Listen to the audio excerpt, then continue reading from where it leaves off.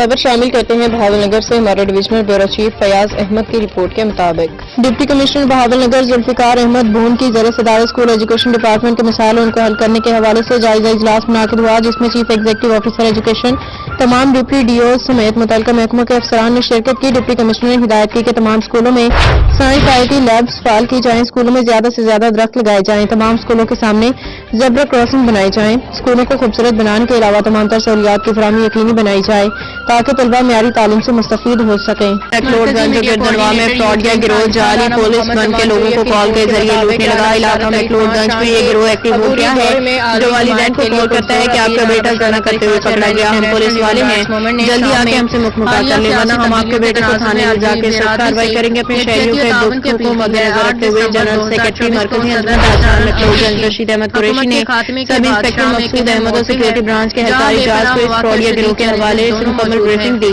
انہوں نے ایک انتہائی کروائی کہ آپ کے ساتھ مل کے اس فراڈیا گروہ کو قانونی شکنجہ میں لایا جائے گا۔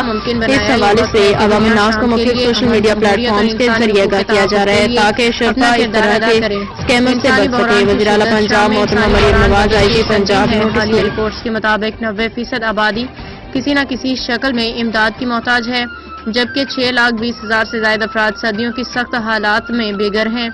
رانا بشارت علی خان نے اس موقع پہ ضروریات پہ زور دیتے ہوئے کہا کہ بنیادی خدمات کی بحالی، بے گھر افراد کا تحفظ اور خواتین اور بچیوں کا بااختیار بنانا انتہائی ضروری ہے۔ یہ صرف ہمدردی کا عمل نہیں بلکہ پائیدار امن کی بنیاد رکھنے کا اولین قدم ہے۔ انہوں نے سیکیورٹی اور سیاسی تبدیلی صدر بشار الاسد کی حکومت کے خاتمے کے باوجود شام میں سیکیورٹی کے مسائل اب بھی برقرار، مختلف مسلح گروہ شام کی سالمیت کے لیے خطرہ بنے ہیں، علاقائی کشیدگی بھی جاری۔ رانا بشارت علی خان نے ایک جامع شمولیتی سیاسی تبدیلی پہ زور دیا جس میں آئینی اصلاحات، آزاد اور شفاف انتخابات شامل ہوں۔